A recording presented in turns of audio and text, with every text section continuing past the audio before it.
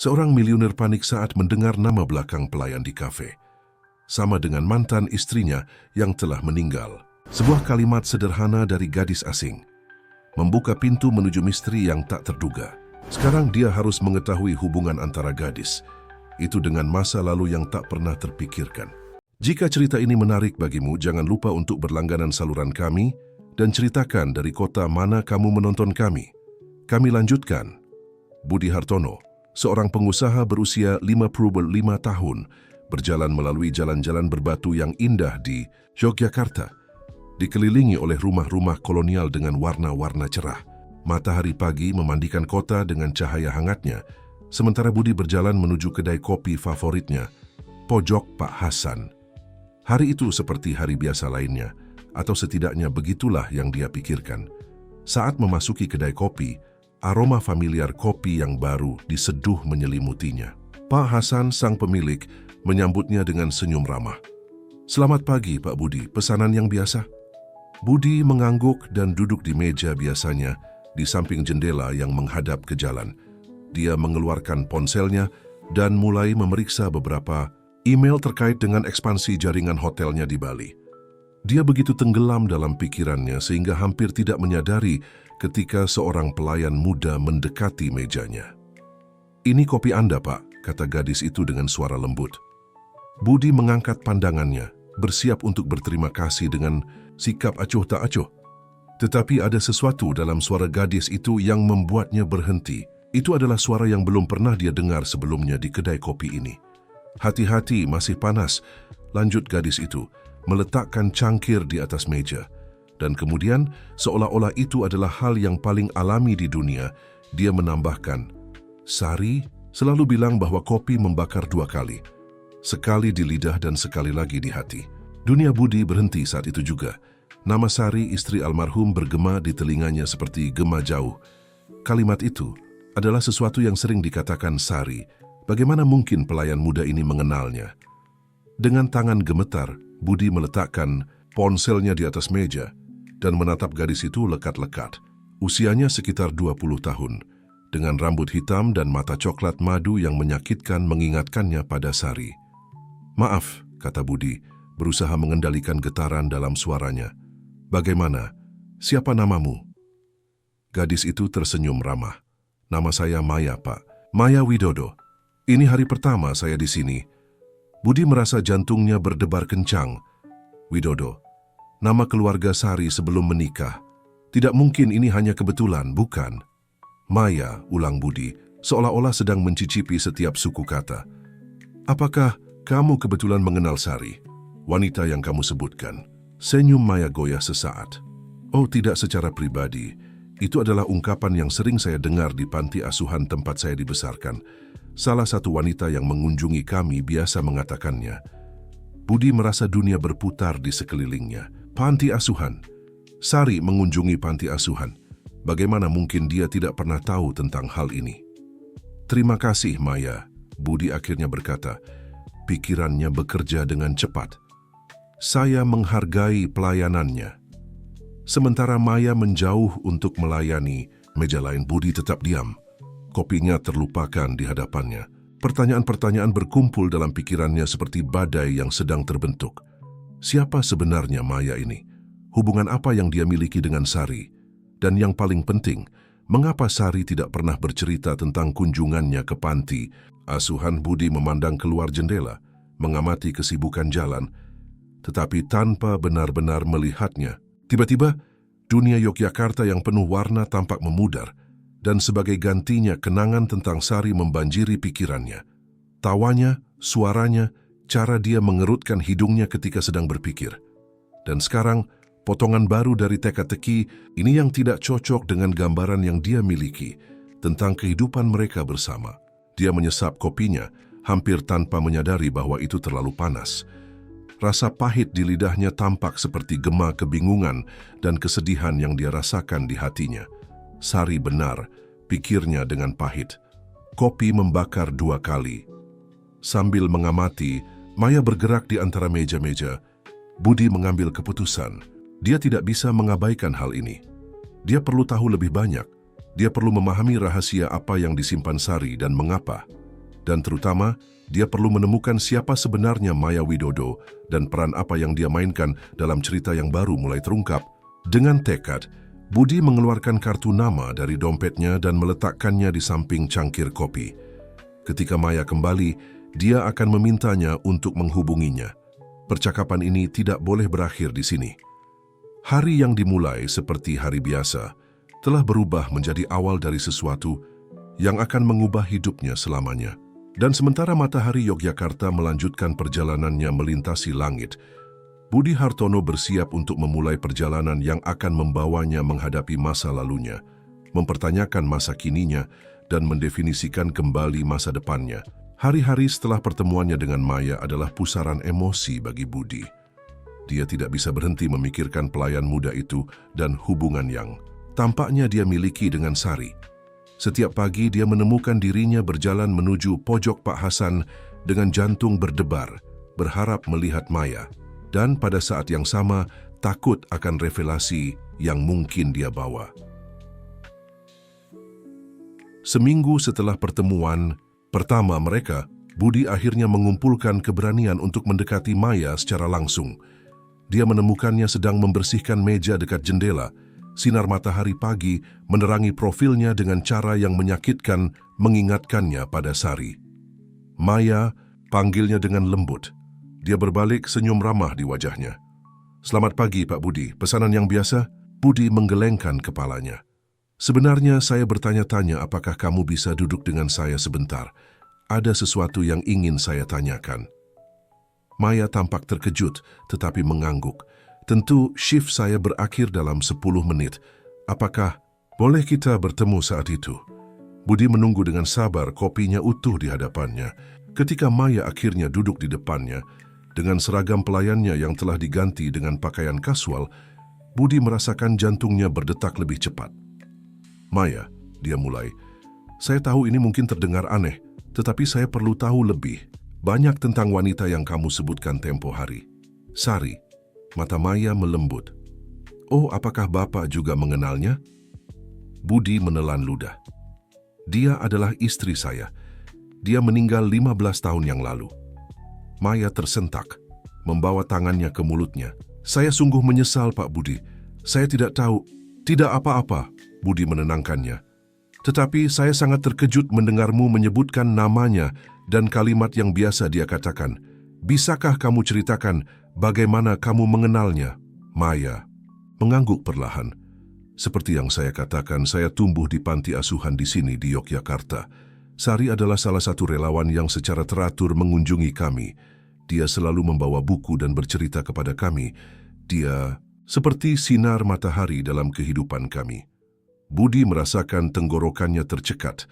Bagaimana mungkin Sari memiliki kehidupan paralel ini tanpa sepengetahuannya? "Kapan terakhir kali kamu melihatnya?" tanyanya, takut akan jawabannya. Maya mengerutkan kening, berusaha mengingat. Pasti sekitar 15 tahun yang lalu. Suatu hari dia hanya berhenti datang. Mereka memberitahu kami bahwa dia telah pindah, tetapi sekarang saya mengerti. Keheningan jatuh di antara mereka, berat dan sarat, dengan emosi yang tidak terungkapkan. Budi menatap cangkir kopinya. Kata-kata Sari bergema dalam pikirannya.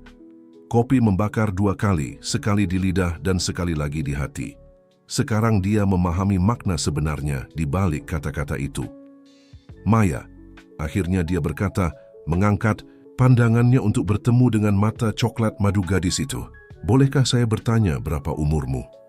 25, jawabnya. Bayangan kebingungan melintasi wajahnya. Budi merasa dunia berhenti. 25 tahun. Itu berarti Maya lahir tepat sebelum dia dan Sari menikah. Tepat selama periode perpisahan yang mereka alami. "Pak Budi, apakah Bapak baik-baik saja?" tanya Maya, khawatir dengan kepucatan tiba-tiba pria di hadapannya. Budi memaksa dirinya untuk tersenyum, meskipun dia merasa dunianya sedang runtuh.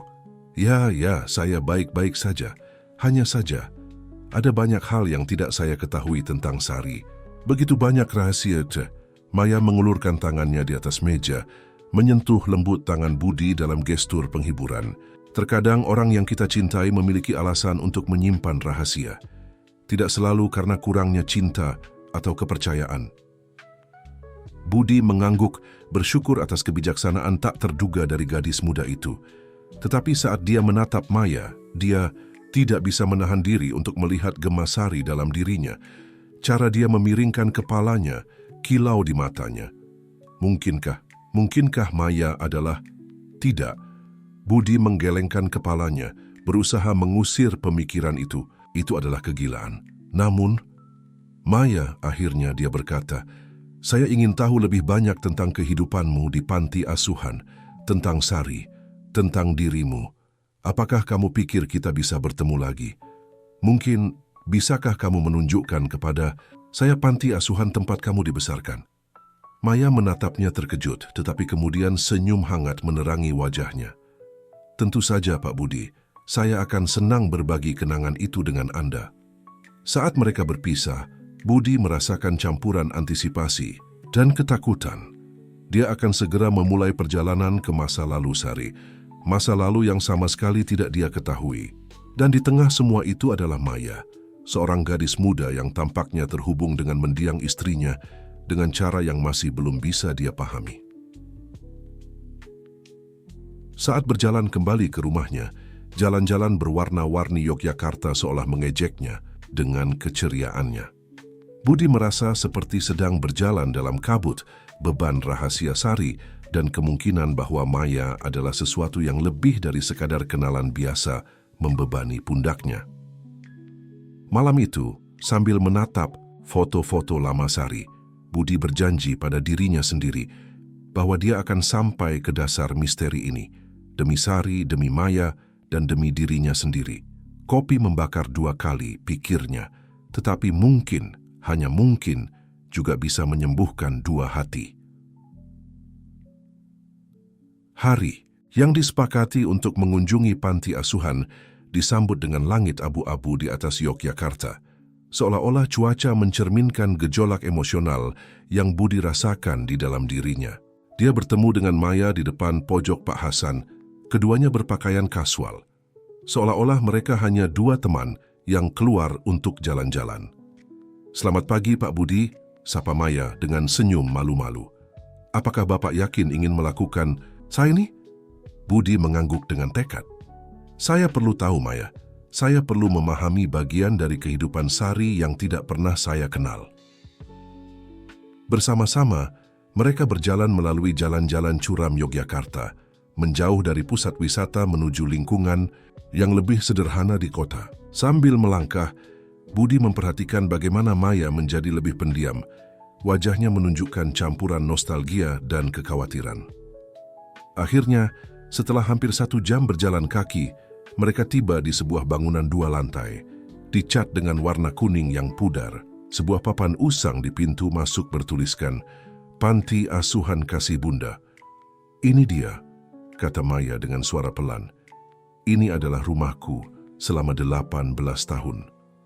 Budi merasakan tenggorokannya tercekat, melihat tempat di mana Maya dibesarkan, di mana Sari telah menghabiskan begitu banyak waktu tanpa sepengetahuannya, membangkitkan campuran emosi yang hampir tidak bisa dia pahami. Saat masuk, mereka disambut oleh seorang wanita tua dengan rambut abu-abu dan senyum ramah. "Maya, anakku," serunya memeluk gadis itu. "Kejutan yang menyenangkan." "Halo Bu Rahmi," jawab Maya membalas pelukannya. "Saya membawa seseorang yang ingin mengenal panti asuhan ini. Dia adalah suami dari Sari." Mata Bu Rahmi terbuka lebar. "Ya ampun," bisiknya menatap Budi dengan campuran kejutan dan sesuatu yang tampak seperti rasa bersalah. "Pak Hartono, sungguh suatu kehormatan bertemu dengan Anda. Sari sering berbicara tentang Anda." Budi terkejut. "Benarkah saya tidak pernah tahu dia datang ke sini?" Bu Rahmi bertukar pandang cepat dengan Maya sebelum menjawab, "Sari adalah wanita yang luar biasa, Pak Hartono. Kemurahan hatinya menyentuh banyak kehidupan di sini." "Saya ingin tahu lebih banyak," kata Budi, suaranya hampir berbisik. "Bisakah kita berbicara secara pribadi?" Bu Rahmi mengangguk. "Tentu saja. Maya, mengapa tidak pergi menyapa anak-anak sementara Pak Hartono dan saya berbicara?" Maya tampak ragu sejenak, tetapi akhirnya mengangguk dan menjauh meninggalkan Budi sendirian dengan direktur panti asuhan. Bu Rahmi membimbingnya ke sebuah kantor kecil di lantai dasar. Dinding-dindingnya ditutupi dengan foto-foto anak-anak yang tersenyum, dan Budi tidak bisa menahan diri untuk mencari wajah Maya di antara mereka. Pak Hartono, Bu Rahmi memulai setelah mereka duduk, "Saya mengerti ini pasti sulit bagi Anda. Sari meminta kami untuk menjaga keikutsertaannya di sini sebagai rahasia." Budi merasa jantungnya berdetak lebih cepat. Mengapa apa yang dia sembunyikan? Bu Rahmi menghela napas dalam-dalam. "Bukan tempatku untuk mengungkapkan rahasia Sari, tetapi mengingat keadaannya. Saya rasa ada sesuatu yang harus Anda lihat." Dia berdiri dan menuju ke lemari arsip tua di sudut kantor. Setelah mencari sejenak, dia mengeluarkan sebuah map kuning.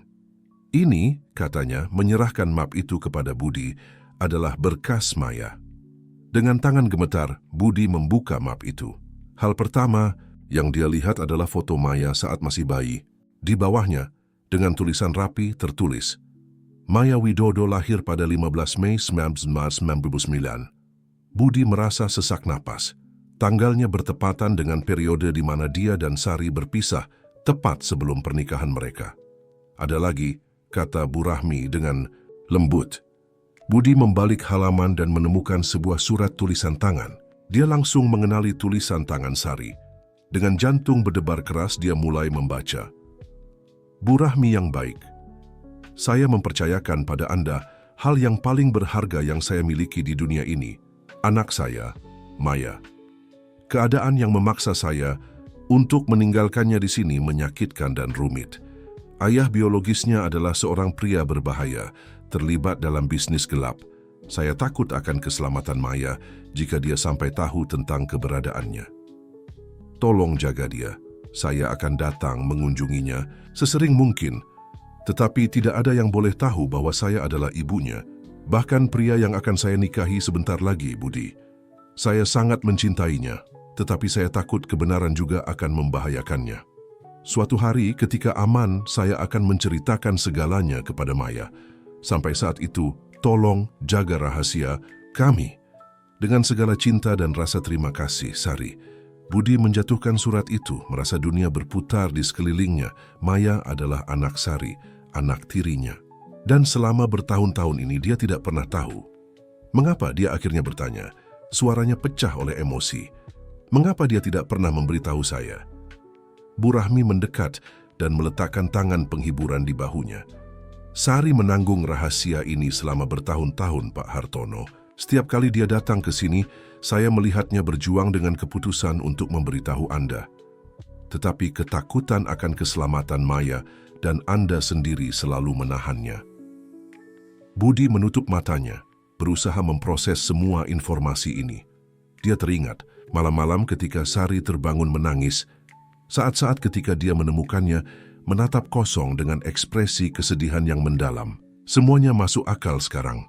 "Apakah Maya tahu?" akhirnya dia bertanya. Bu Rahmi menggelengkan kepalanya.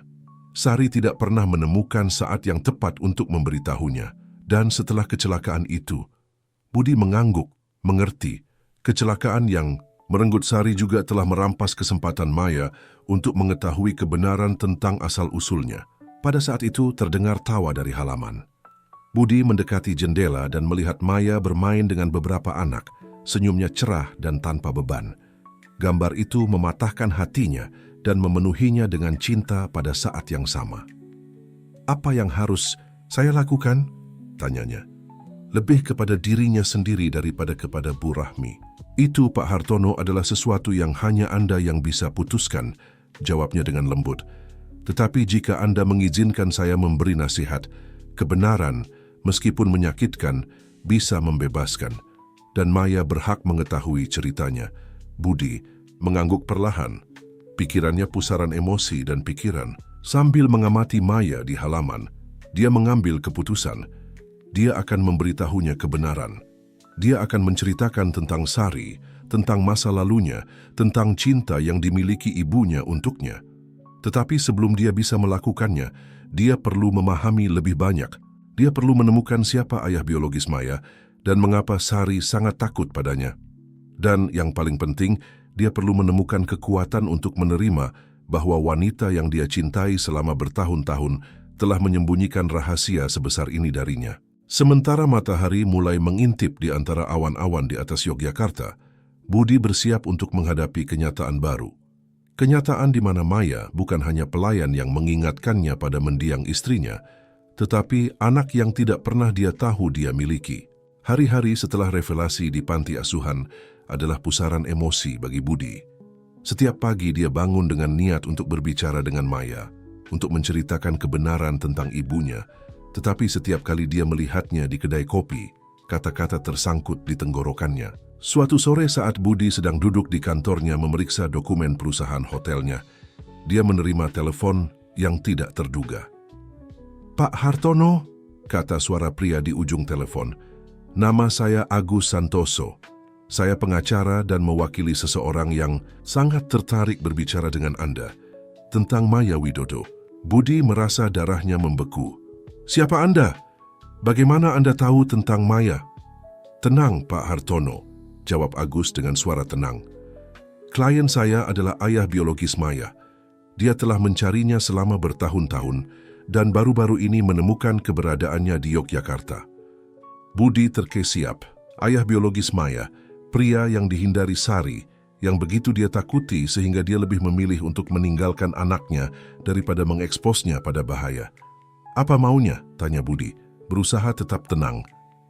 "Klien saya hanya ingin bertemu dengan putrinya," jelas Agus.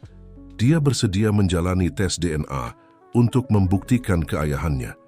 Yang dia minta hanyalah kesempatan untuk berbicara dengan Maya." Budi menutup matanya, merasakan beban tanggung jawab di pundaknya. Haruskah dia memberitahu Maya tentang panggilan ini? Apakah dia berhak menyembunyikan keberadaan ayah biologisnya? "Saya perlu waktu untuk berpikir," katanya akhirnya. "Dan saya perlu berbicara dengan Maya terlebih dahulu." "Tentu saja," jawab Agus. "Ambil waktu yang Anda butuhkan. Tetapi ingat, Pak Hartono, kebenaran selalu terungkap. Lebih baik Maya mendengarnya dari Anda daripada dari orang asing." Setelah menutup telepon, Budi menatap keluar jendela kantornya, memandang pemandangan berwarna-warni Yogyakarta tanpa benar-benar melihatnya. Hidup yang telah dia bangun, kenangan yang dia hargai dari Sari, semua tampak runtuh di sekelilingnya. Malam itu, tidak bisa tidur, Budi mengambil keputusan. Dia akan menceritakan semuanya kepada Maya. Tentang Sari, tentang kelahirannya, tentang telepon dari pengacara. Sudah waktunya kebenaran terungkap. Keesokan paginya, Budi tiba lebih awal di pojok Pak Hasan. Maya ada di sana menyiapkan meja-meja untuk hari itu. "Maya," panggilnya dengan lembut, "bisakah kita bicara?" Dia menatapnya, terkejut dengan nadanya yang serius. "Tentu, Pak Budi. Apakah semua baik-baik saja?" Budi menggelengkan kepalanya. "Ada sesuatu yang perlu saya katakan padamu, sesuatu tentang Sari dan tentang dirimu." Mereka duduk di meja yang terpencil dan Budi mulai berbicara. Dia menceritakan tentang kunjungan ke panti asuhan, tentang surat Sari, tentang rahasia yang telah disimpannya selama bertahun-tahun. Maya mendengarkan, dalam diam, matanya berkaca-kaca saat Budi mengungkapkan kebenaran tentang asal-usulnya. "Sari adalah ibuku?" Akhirnya dia bertanya, suaranya hampir berbisik. Budi mengangguk. "Ya, Maya, dan ada lagi. Kemarin saya menerima telepon dari seorang pengacara. Dia bilang dia mewakili ayah biologismu." Maya menutup mulutnya dengan tangan, menahan isak tangis. "Selama ini, saya pikir saya yatim piatu. Dan sekarang ternyata saya punya ayah dan ibu saya adalah wanita yang dulu mengunjungi saya di panti asuhan." Budi mengulurkan tangannya di atas meja, menggenggam tangan Maya. "Saya sangat menyesal, Maya. Sari ingin melindungimu. Dia takut ayah biologismu berbahaya." "Dan sekarang bagaimana?" tanya Maya, matanya mencari jawaban dalam mata Budi. "Itu tergantung padamu," jawabnya dengan lembut. "Pengacara itu bilang ayahmu ingin bertemu denganmu. Dia bersedia menjalani tes DNA untuk membuktikan keayahannya." Maya terdiam untuk waktu yang lama, memproses semua informasi. Akhirnya, dia mengangkat pandangannya, campuran tekad dan ketakutan di matanya. Saya ingin bertemu dengannya, katanya. Saya ingin tahu siapa dia dan mengapa ibu saya begitu takut padanya. Budi mengangguk, merasakan campuran kebanggaan dan kekhawatiran. Prau, saya akan bersamamu di setiap langkah jika kamu mengizinkan. Maya tersenyum melalui air matanya. Terima kasih, Pak Budi. Saya tidak tahu apa yang akan saya lakukan tanpa Anda. Saat matahari terbit di atas Yogyakarta, memandikan kedai kopi dengan cahaya emasnya, Budi dan Maya bersiap untuk menghadapi ketidakpastian bersama. Rahasia Sari telah terungkap, tetapi masih banyak pertanyaan yang harus dijawab. Siapa sebenarnya ayah biologis Maya? Mengapa Sari begitu takut padanya? Dan yang lebih penting, bagaimana revelasi ini akan mengubah hubungan antara Budi dan Maya? Sementara Pak Hasan mulai membuka kedai kopi untuk hari itu, Budi dan Maya tetap duduk, tangan mereka saling bertautan di atas meja, menemukan penghiburan dalam kehadiran satu sama lain. Jalan di depan mereka tidak pasti, tetapi setidaknya sekarang mereka akan melaluinya bersama, disatukan oleh cinta Sari dan rahasia yang akhirnya terungkap. Hari-hari setelah pengungkapan adalah pusaran emosi bagi Maya dan Budi. Keduanya bergulat dengan kebenaran yang baru ditemukan, mencoba menemukan keseimbangan antara masa lalu yang tidak pernah mereka kenal dan masa depan yang tidak pasti yang terbuka di hadapan mereka. Akhirnya, tibalah hari pertemuan dengan dugaan ayah biologis Maya. Budi telah menyepakati dengan Agus Santoso, sang pengacara, bahwa pertemuan akan diadakan di sebuah restoran tenang di pusat Yogyakarta. Maya terlihat jelas gugup saat dia dan Budi berjalan menuju tempat tersebut. Tangannya sedikit gemetar dan wajahnya pucat. Semua akan baik-baik saja, Budi meyakinkannya, meletakkan tangan yang menenangkan di bahunya. Saya di sini bersamamu. Ketika mereka memasuki restoran, Agus Santoso sudah menunggu di meja yang terpencil. Di sampingnya ada seorang pria berusia sekitar 50-an dengan rambut beruban dan mata yang bersinar melihat Maya. Maya, kata pria itu, berdiri. Saya Hendra Gunawan, ayahmu. Maya berdiri kaku, matanya terpaku pada Hendra. Budi bisa merasakan ketegangan di udara, hampir teraba. Pak Gunawan, Budi menyela mengulurkan tangannya. Saya Budi Hartono, teman Maya. Hendra menjabat tangan Budi, tetapi matanya tidak pernah meninggalkan Maya. Silakan duduk, katanya, mengisyaratkan ke kursi-kursi kosong. Setelah duduk, keheningan yang tidak nyaman menyelimuti meja. Aguslah yang akhirnya memecahkannya. Seperti yang kita sepakati, kami memiliki hasil tes DNA, katanya, mengeluarkan amplop dari tas kerjanya. Mereka mengkonfirmasi bahwa Pak Gunawan adalah memang ayah biologis Maya. Maya mengambil amplop dengan tangan gemetar, membaca isinya dalam diam. Budi mengamati bagaimana matanya berkaca-kaca. Mengapa? Akhirnya Maya bertanya, suaranya hampir berbisik. Mengapa kamu tidak pernah mencariku sebelumnya? Hendra menghela napas dalam-dalam. Itu rumit, Maya. Ibumu dan saya, hubungan kami singkat tetapi intens.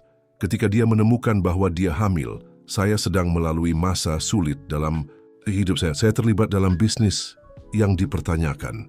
Budi menegang mendengar ini, teringat kata-kata Sari dalam suratnya tentang pria berbahaya. Hendra melanjutkan, Sari khawatir akan keselamatanmu. Dia memutuskan untuk menghilang untuk melindungimu.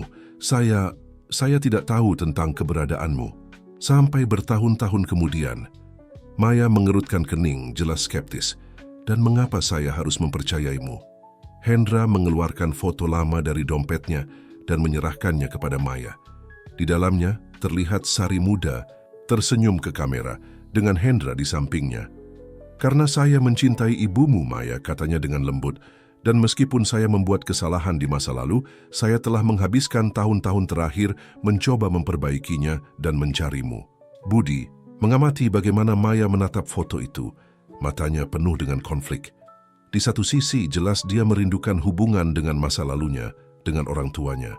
Di sisi lain, ketidakpercayaan dan rasa sakit dari seluruh hidup, percaya dirinya ditinggalkan, tidak akan hilang dalam semalam.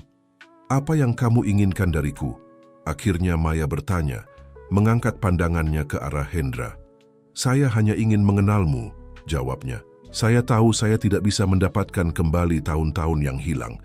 Tetapi, jika kamu memberi saya kesempatan, saya ingin menjadi bagian dari hidupmu sekarang. Budi, yang telah diam, akhirnya berbicara. Pak Gunawan, saya mengerti keinginan Anda untuk terhubung dengan Maya, tetapi Anda harus mengerti bahwa ini banyak untuk diproses. Maya butuh waktu. Hendra mengangguk perlahan. Tentu saja saya mengerti. Saya hanya meminta kesempatan untuk membuktikan bahwa saya telah berubah, bahwa saya bisa menjadi ayah yang Maya layak dapatkan. Maya menatap Budi mencari petunjuk. Dia memberinya remasan lembut di tangan menyampaikan dukungan diam. Saya perlu waktu untuk berpikir, kata Maya akhirnya. Semua ini terlalu banyak. Saya mengerti, kata Hendra memberikan kartu kepadanya. Ini kontak saya.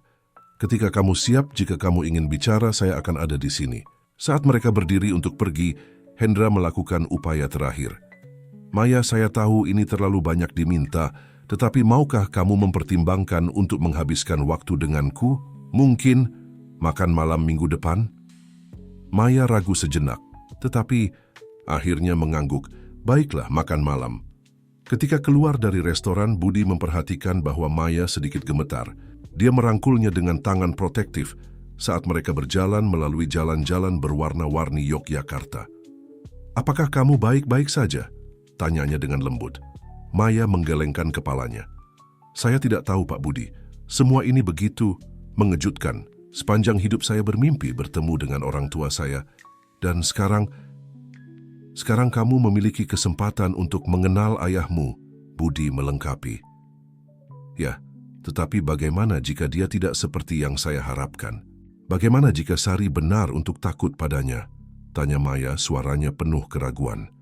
Budi berhenti dan berbalik untuk menatapnya langsung ke mata. Maya, dengarkan saya. Kamu tidak harus melakukan apapun yang tidak kamu inginkan. Jika kamu memutuskan untuk memberi Hendra kesempatan, saya akan ada di sini untuk mendukungmu. Dan jika kamu memutuskan bahwa kamu tidak ingin memiliki hubungan dengannya, saya juga akan mendukungmu. Maya tersenyum lemah.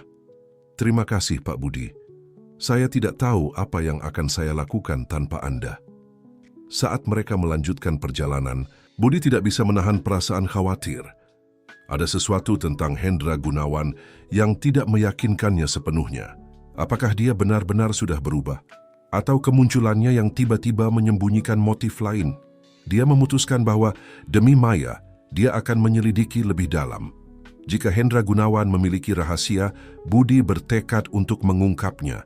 Dia tidak akan membiarkan apapun atau siapapun menyakiti Maya, anak Sari, gadis muda yang tanpa bermaksud telah menjadi bagian penting dari hidupnya.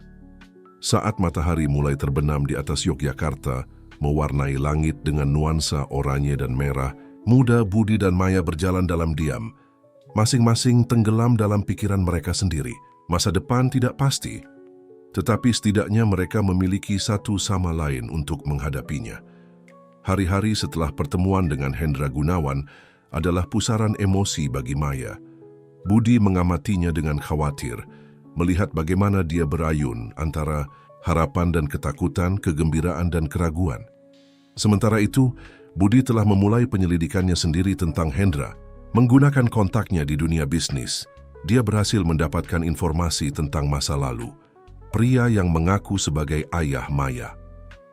Suatu sore, sambil memeriksa dokumen yang telah dia kumpulkan di kantornya, Budi menerima panggilan telepon yang tidak terduga. Pak Hartono, suara di ujung telepon berat dan serius. Saya Detektif Prasetyo. Anda menghubungi saya untuk menyelidiki Hendra Gunawan. Budi menegakkan diri di kursinya. Ya, detektif. Apakah Anda menemukan sesuatu? Ada jeda sebelum detektif menjawab. Pak Hartono, saya rasa kita harus berbicara secara langsung. Informasi yang saya miliki sensitif. Mereka sepakat untuk bertemu di sebuah kafe tersembunyi di pinggiran Yogyakarta. Ketika Budi tiba, dia menemukan Detektif Prasetyo duduk di meja terpencil. Amplop manila tebal di hadapannya. Pak Hartono, kata detektif, menjabat tangannya. Apa yang akan saya tunjukkan kepada Anda bersifat rahasia. Apakah Anda yakin? Ingin tahu? Budi mengangguk dengan tekad. Saya perlu tahu kebenarannya, detektif, demi Maya. Detektif membuka amplop dan mulai mengeluarkan foto dan dokumen. Hendra Gunawan bukanlah siapa yang dia klaim, dia mulai. Nama aslinya adalah Joko Susanto. 20 tahun lalu dia terlibat dalam jaringan perdagangan narkoba di Jakarta. Budi merasa darahnya membeku. Kata-kata Sari dalam suratnya mendapatkan makna baru dan mengerikan. Apakah Anda yakin? Tanyanya, suaranya hampir berbisik. Detektif mengangguk dengan serius. Sepenuhnya, Susanto menghilang 15 tahun lalu, tepat setelah organisasinya disingkirkan oleh polisi. Sekarang dia telah muncul kembali sebagai Hendra Gunawan, tampaknya seorang pengusaha terhormat. Budi menutup matanya, merasakan beban revelasi ini. Apakah Anda pikir Maya dalam bahaya? Saya tidak bisa yakin, jawab detektif. Tetapi saya sarankan Anda berhati-hati. Susanto, atau Gunawan seperti dia memanggil dirinya sekarang, mungkin memiliki motif tersembunyi untuk mendekati Maya. Ketika Budi kembali ke rumahnya malam itu, pikirannya adalah pusaran kekhawatiran.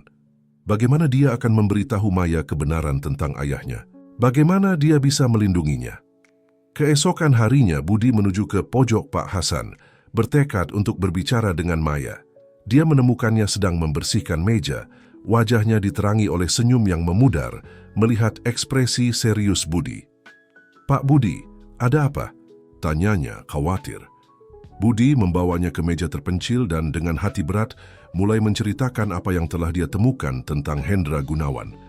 Maya mendengarkan dalam diam, wajahnya memucat dengan setiap pengungkapan. Ketika Budi selesai, dia menatap kosong cangkir kopinya, air mata berkilau di matanya. "Jadi, semuanya bohong," akhirnya dia berkata, suaranya pecah. Dia tidak berubah, dia masih pria yang ibu saya hindari. Budi mengulurkan tangannya di atas meja, menggenggam tangan Maya. "Saya sangat menyesal, Maya. Saya tahu betapa Anda ingin ini berhasil." Maya mengangkat pandangannya, campuran rasa sakit dan tekad di matanya. "Apa yang akan kita lakukan, Pak?" "Budi, makan malam. Saya seharusnya bertemu dengannya malam ini." Budi meremas lembut tangannya. "Kamu tidak perlu pergi jika tidak mau. Kita bisa menghubungi polisi, memberitahu mereka apa yang kita ketahui." Maya menggelengkan kepalanya. "Tidak, saya perlu menghadapinya. Saya perlu tahu mengapa dia melakukan semua ini. Maukah Anda menemani saya?" "Tentu saja," jawab Budi tanpa ragu. "Saya tidak akan membiarkanmu sendirian dalam hal ini." Malam itu, saat mereka bersiap untuk makan malam dengan Hendra Gunawan, atau Joko Susanto seperti yang sekarang mereka ketahui nama aslinya, Budi tidak bisa menahan perasaan takut dan tekad. Dia tidak tahu apa yang menanti mereka, tetapi dia bertekad untuk melindungi Maya dengan segala cara. Saat mereka meninggalkan kedai kopi, matahari terbenam di atas Yogyakarta, mewarnai langit dengan merah menyala. Budi tidak bisa menahan pikiran bahwa itu tampak seperti pertanda dari apa yang akan datang. Kebenaran akan terungkap malam ini, dan tidak ada yang akan sama lagi.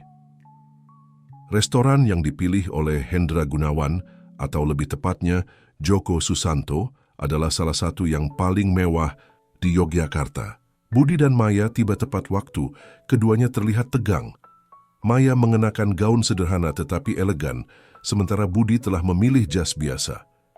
Hendra sudah menunggu mereka di meja terpencil, senyum lebar di wajahnya yang memudar ketika melihat keseriusan di mata Maya dan Budi.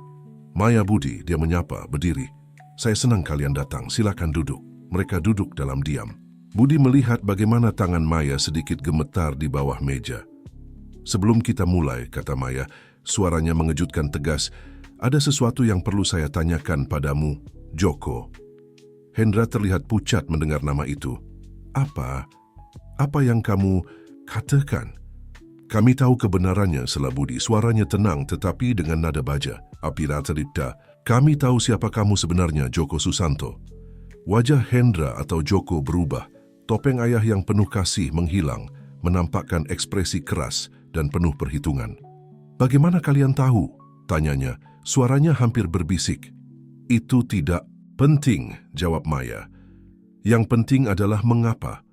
Mengapa kamu muncul dalam hidupku sekarang? Mengapa semua kebohongan ini? Joko mengusap wajahnya, tampak menua bertahun-tahun dalam hitungan detik. Tidak semuanya bohong, Maya. Saya benar-benar ayahmu, dan saya benar-benar ingin mengenalmu.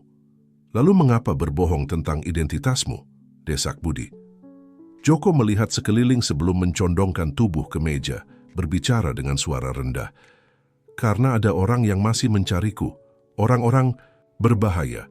Saya mengubah identitas untuk melindungi diri dan untuk melindungimu, Maya. Maya tertawa pahit. Melindungiku dengan meninggalkanku di panti asuhan, membuat ibuku hidup dengan ketakutan sepanjang hidupnya? Ibumu, Sari, kata Joko. Suaranya melembut saat mengucapkan nama itu. Dia menemukan siapa saya sebenarnya. Saya menghadapinya dan mengatakan bahwa saya akan berubah untuknya, untukmu. Tetapi dia tidak mempercayai saya. Dia menghilang sebelum saya bisa membuktikannya. Budi mengamati percakapan dalam diam, pikirannya bekerja dengan cepat. Ada sesuatu yang tidak cocok dalam cerita Joko. Jika kamu benar-benar ingin berubah, sela Budi, mengapa kamu menunggu begitu lama untuk mencari Maya? Joko menundukkan pandangannya, karena butuh bertahun-tahun bagi saya untuk benar-benar keluar dari dunia itu. Dan ketika akhirnya saya berhasil, ketika akhirnya saya memiliki kehidupan yang stabil dan aman, saya mendengar tentang kecelakaan Sari. Saya tahu saya harus menemukan Maya, memastikan dia baik-baik saja. Maya, yang telah mendengarkan dengan campuran rasa sakit dan kebingungan di wajahnya, akhirnya berbicara. Dan apa yang kamu harapkan sekarang? Apa yang kamu pikir akan terjadi? Joko mengulurkan tangannya di atas meja, tetapi Maya menariknya sebelum dia bisa menyentuhnya. Saya tahu saya tidak bisa menghapus masa lalu, Maya. Tetapi saya berharap kita bisa memiliki masa depan. Bahwa kamu akan memberiku kesempatan untuk menjadi ayah yang tidak pernah saya menjadi. Keheningan menyelimuti meja. Budi bisa melihat konflik di mata Maya, pertarungan antara kerinduan akan hubungan keluarga dan rasa sakit dari kebohongan dan pengabaian. Akhirnya, Maya berdiri. Saya butuh waktu, katanya. Suaranya sedikit gemetar. Ini terlalu banyak. Saya tidak bisa memutuskan apapun sekarang. Joko mengangguk perlahan. Saya mengerti. Ambil waktu yang kamu butuhkan, saya akan di sini ketika kamu siap untuk berbicara. Budi juga berdiri, meletakkan tangan protektif di bahu Maya. Kami pergi, katanya sederhana. Saat mereka keluar dari restoran, Budi tidak bisa menahan diri untuk melihat ke belakang. Joko Susanto, pria yang telah menjadi hantu dalam kehidupan Sari dan Maya selama bertahun-tahun, tampak tiba-tiba tua dan lelah sendirian di meja restoran mewah. Setelah di luar, Maya akhirnya membiarkan air matanya mengalir. Budi memeluknya erat, menawarkan penghiburan diam yang dia tahu dibutuhkan Maya. Hari-hari setelah makan malam dengan Joko adalah pusaran emosi bagi Maya.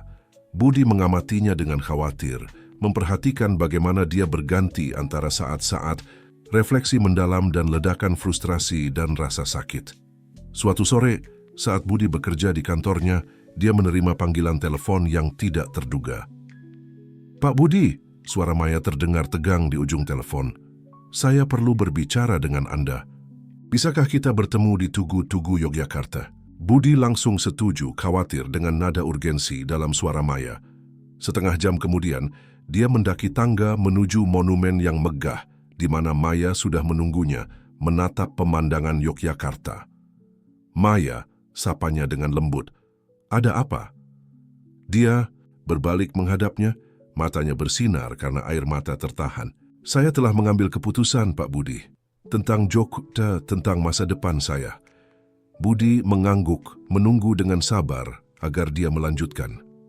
Saya tidak bisa memaafkannya, kata Maya, suaranya sedikit pecah. Saya tidak bisa melupakan semua tahun ketidakhadiran kebohongan. Tetapi, desak Budi dengan lembut. Tetapi saya juga tidak bisa menyangkal bahwa dia adalah ayah saya, dan sebagian dari diri saya, sebagian kecil, ingin mengenalnya. memahami siapa saya sebenarnya. Budi mendekat, meletakkan tangan yang menenangkan di bahu Maya. Itu adalah keputusan yang berani, Maya. Dan apapun jalan yang kamu pilih, saya akan ada di sini untuk mendukungmu. Maya tersenyum lemah. Terima kasih, Pak Budi. Saya tidak tahu apa yang akan saya lakukan tanpa Anda. Dia berhenti menatap ke arah kota. Ada hal lain. Saya telah memutuskan untuk meninggalkan pekerjaan di kedai kopi. Budi menatapnya terkejut. Apakah kamu yakin? Dia mengangguk. Saya butuh waktu untuk diri saya sendiri, untuk memproses semua ini. Dan saya ingin kuliah. Saya selalu bermimpi menjadi psikolog, membantu anak-anak lain yang, seperti saya, tumbuh tanpa orang tua mereka. Kebanggaan membuat dada Budi mengembang. Maya itu luar biasa. Saya yakin kamu akan menjadi psikolog yang luar biasa. Ada masalah, lanjut Maya, menggigit bibirnya. Saya tidak memiliki sumber daya untuk membayar kuliah. Budi tidak ragu, sedetik pun. Saya akan membantumu. Anggap saja pinjaman jika kamu mau, tetapi saya akan senang mendukungmu dalam hal ini. Mata Maya berkaca-kaca. Pak Budi, saya tidak tahu harus berkata apa. Kamu tidak perlu mengatakan apapun, jawabnya dengan senyum hangat. Kamu adalah anak Sari. Membantumu adalah hal paling kecil yang bisa saya lakukan. Maya tiba-tiba memeluknya, terisak di bahunya. Budi memegangnya, merasakan campuran emosi, kebanggaan, kasih sayang, dan perasaan tumbuh bahwa Maya telah menjadi bagian mendasar dari hidupnya. Sementara matahari mulai terbenam di atas Yogyakarta, mewarnai kota dengan nuansa keemasan dan kemerahan, Budi dan Maya tetap diam, merenungkan masa depan yang membentang di hadapan mereka. Namun, kedamaian momen itu terganggu oleh suara telepon Budi. Melihat nomor di layar, dia mengerutkan kening. Detektif Prasetyo? Jawabnya sedikit menjauh dari Maya. Ada apa? Suara di ujung telepon terdengar mendesak. Pak Hartono, kami memiliki informasi baru tentang Joko Susanto. Saya rasa Anda dan Nona Maya mungkin dalam bahaya. Jantung Budi berdetak lebih cepat. Dia menatap Maya yang mengamatinya dengan khawatir. Saya mengerti, katanya pada detektif. Kami akan bertemu di kantor saya dalam 1 jam. Saat menutup telepon, Budi berbalik ke arah Maya, wajahnya serius. Maya, ada sesuatu yang harus kita bicarakan. Tampaknya cerita Joko lebih rumit dari yang kita pikirkan. Sambil turun dari monumen, Budi tidak bisa menahan perasaan bahwa mereka berada di tepi jurang. Keputusan yang akan mereka buat dalam beberapa jam ke depan bisa mengubah hidup mereka selamanya. Malam turun di atas Yogyakarta, dan bersamanya janji pengungkapan baru dan bahaya yang mengintai di bayang-bayang. Budi meremas lembut tangan Maya, bertekad untuk melindunginya dengan segala cara. Bersama-sama mereka menuju masa depan yang tidak pasti, tetapi disatukan oleh ikatan yang menguat dengan setiap tantangan yang mereka hadapi. Kantor Budi diliputi keheningan yang menegangkan ketika detektif Prasetyo tiba. Maya duduk di sofa, kulit dengan gelisah memutar-mutar sapu tangan di tangannya, sementara Budi mondar-mandir, wajahnya topeng kekhawatiran. Pak Hartono, Nona Widodo, sapa detektif, suaranya yang berat bergema di ruangan. Saya menyesal membawa berita yang mengkhawatirkan, tetapi penting bagi Anda untuk mengetahui situasinya. Budi duduk di samping Maya, secara naluriah menggenggam tangannya untuk menenangkannya. Silakan detektif, beritahu kami apa yang telah Anda temukan. Detektif Prasetyo mengeluarkan sebuah map dari tas kerjanya dan membukanya di atas meja. Kami telah mengawasi pergerakan Joko Susanto sejak Anda menghubungi kami, Pak Hartono. Apa yang kami temukan mengkhawatirkan. Maya condong ke depan, suaranya hampir berbisik. Apa maksud Anda? Tampaknya Joko Susanto belum sepenuhnya meninggalkan kehidupan kriminalnya, jelas detektif. Kami menemukan bukti bahwa dia masih mempertahankan hubungan dengan kartel lamanya. Bahkan kami percaya bahwa ketertarikannya yang tiba-tiba pada Anda, Nona Widodo, mungkin terkait dengan aktivitas ilegal. Budi merasakan Maya menegang di sampingnya. Aktivitas seperti apa? Tanyanya takut akan jawabannya. Detektif Prasetyo menghela napas berat. Pencucian uang, kami percaya Joko mungkin mencoba menggunakan bisnis yang sah untuk mencuci uang kartel.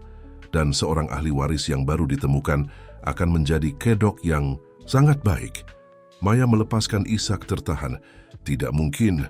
Dia mengatakan pada saya bahwa dia telah berubah, bahwa dia menginginkan hubungan dengan saya. Budi merangkulnya, menariknya lebih dekat. Maya, saya sangat menyesal. Detektif melanjutkan. Ada lagi, kami menemukan bahwa Joko telah menanyakan tentang Anda, Pak Hartono, tentang perusahaan hotel Anda, keuangan Anda. Kami percaya dia mungkin merencanakan sesuatu. Budi merasakan sensasi dingin menjalar di punggungnya.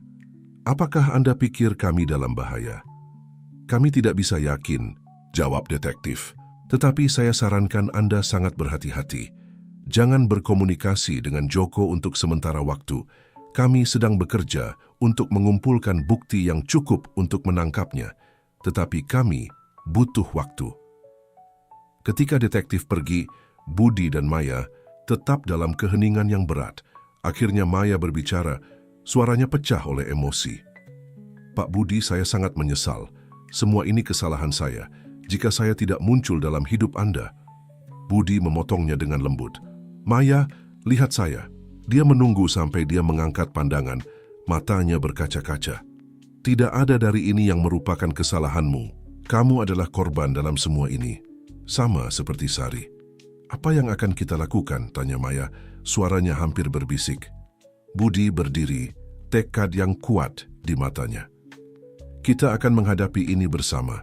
Saya tidak akan membiarkan Joko menyakitimu atau menggunakan perusahaan saya untuk aktivitas ilegalnya. Pada saat itu, telepon Maya berbunyi.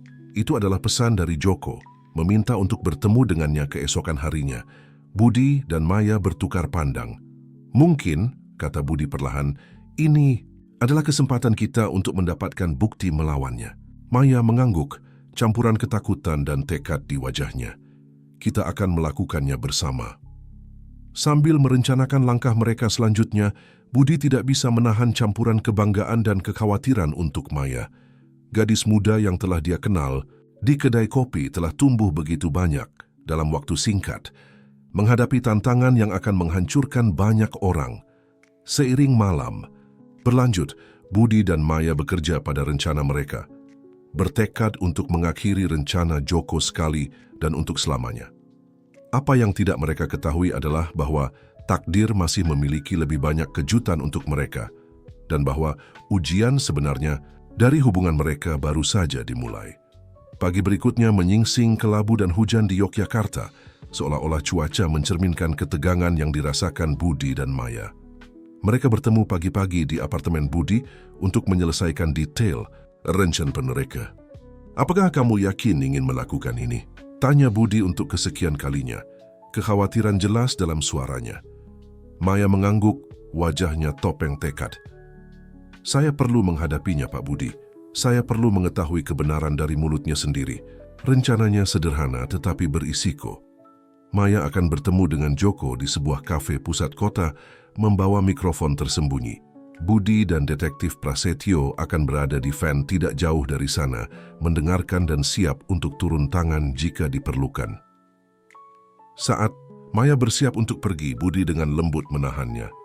Maya, apapun yang terjadi hari ini, saya ingin kamu tahu sesuatu. Dia berhenti, mencari kata-kata yang tepat.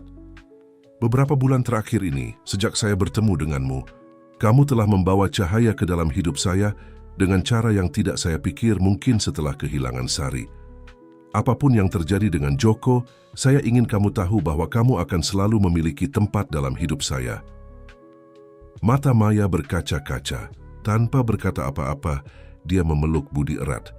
Ketika akhirnya mereka berpisah, keduanya bermata basah. Terima kasih Pak Budi, bisik Maya. Anda juga telah menjadi bagian mendasar dari hidup saya. Dengan satu remasan tangan terakhir, Maya meninggalkan apartemen. Budi melihatnya pergi, diam-diam berdoa agar semua berjalan dengan baik. 1 jam kemudian, Budi duduk di van pengawasan dengan detektif Prasetyo, mendengarkan dengan seksama percakapan antara Maya dan Joko. Saya senang kamu memutuskan untuk menemui saya, anakku, terdengar suara Joko melalui headphone. Jangan panggil saya seperti itu, jawab Maya, suaranya dingin. Saya ingin kebenaran, Joko, seluruh kebenaran. Ada keheningan panjang sebelum Joko menjawab, apa yang ingin kamu ketahui? Mengapa kamu benar-benar kembali? Apa yang kamu inginkan dariku? Dan dari Pak Budi? Budi menahan napas menunggu jawaban Joko. Maya saya. Joko tampak berjuang dengan kata-katanya. Hal-hal itu rumit. Ya, memang benar saya masih memiliki hubungan dengan mantan bisnis saya. Tetapi bukan seperti yang kamu pikirkan. Lalu apa? Desak Maya. Saya mencoba keluar sungguh, jelas Joko. Tetapi tidak semudah itu. Saya butuh bantuan untuk membersihkan uang tertentu. Saya pikir mungkin dengan warisanmu dan perusahaan Budi. Budi merasakan kemarahan tumbuh dalam dirinya. Joko mengakui niatnya untuk menggunakan Maya dan perusahaannya untuk mencuci uang. Bagaimana bisa kamu? Suara Maya gemetar karena marah. Bagaimana bisa kamu berpikir untuk menggunakan saya seperti ini? Menggunakan Pak Budi? Maya, kumohon, mengertilah. Ini satu-satunya cara agar saya bisa aman, agar kita bisa memiliki masa depan bersama. Tidak ada masa depan bersama, Joko, jawab Maya dengan tegas. Tidak setelah ini. Tiba-tiba terdengar suara perkelahian dan suara Joko menjadi mengancam. Kamu tidak mengerti, Maya. Kamu tidak punya pilihan. Jika kamu tidak membantuku, jika kamu tidak meyakinkan Budi untuk bekerja sama, hal-hal akan menjadi sangat buruk bagi kalian berdua. Budi melompat berdiri. Kita harus turun tangan sekarang. Detektif Prasetyo mengangguk, memberikan perintah melalui radionya. Dalam hitungan detik, beberapa agen bergerak menuju kafe tersebut. Budi berlari ke arah kedai. Jantungnya berdebar kencang. Ketika dia masuk, dia melihat Joko memegang lengan Maya dengan kuat, sementara dia berusaha melepaskan diri. Lepaskan. Dia, teriak Budi menerjang ke arah Joko. Apa yang terjadi selanjutnya adalah kekacauan gerakan dan teriakan. Budi berhasil memisahkan Joko dari Maya tepat ketika polisi memasuki kafe. Di tengah kebingungan, Joko mencoba melarikan diri, tetapi dengan cepat ditaklukkan dan diborgol. Budi memeluk Maya yang gemetar tak terkendali. Sudah selesai, bisiknya mengelus rambutnya. Kamu aman. Sementara polisi membawa Joko pergi, Detektif Prasetyo mendekati mereka. Kami mendapatkannya, katanya dengan kepuasan. Pengakuan yang direkam dan upaya pemaksaan lebih dari cukup untuk memasukkannya ke penjara untuk waktu yang lama. Budi mengangguk, berterima kasih, tetapi perhatian utamanya adalah Maya. Dia membawanya keluar dari kafe, menjauhkannya dari keramaian dan kebingungan. Apakah kamu baik-baik saja?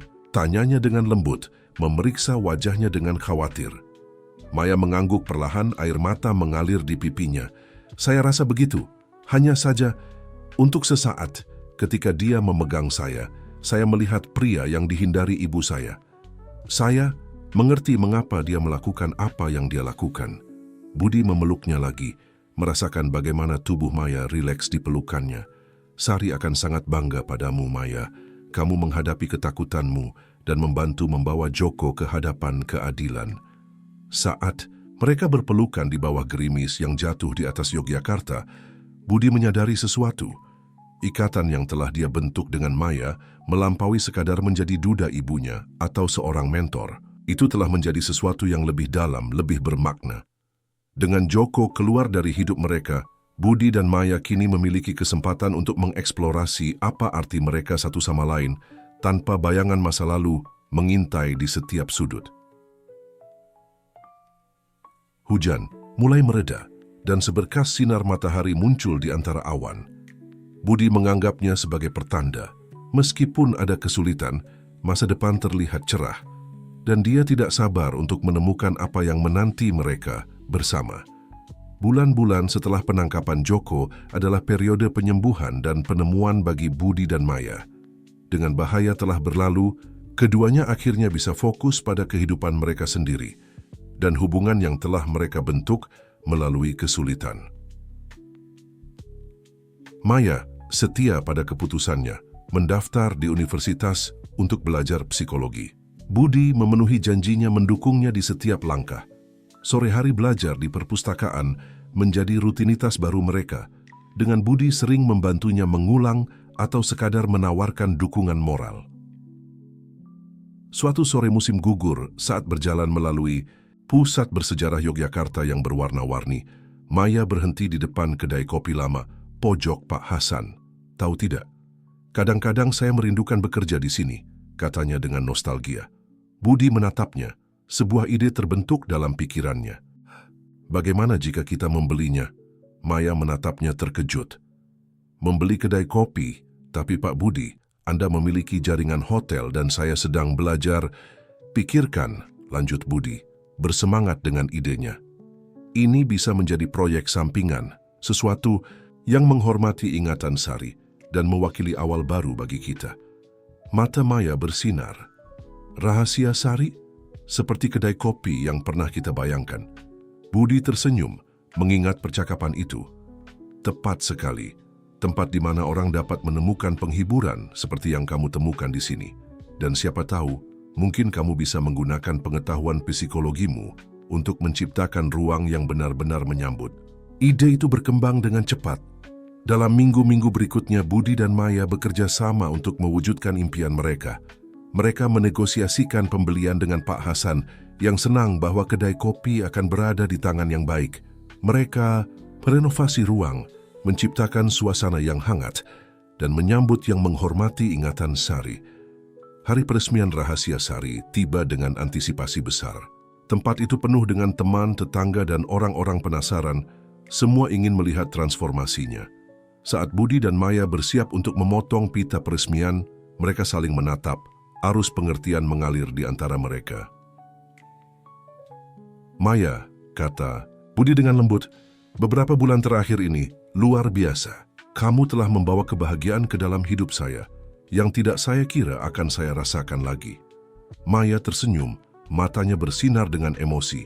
Pak Budi, Anda telah menjadi batu pijakan saya, dukungan saya. Saya tidak tahu apa yang akan saya lakukan tanpa Anda. Pada saat itu dikelilingi oleh dengungan hangat kerumunan dan aroma kopi yang baru diseduh, Budi menyadari bahwa perasaannya terhadap Maya telah berevolusi.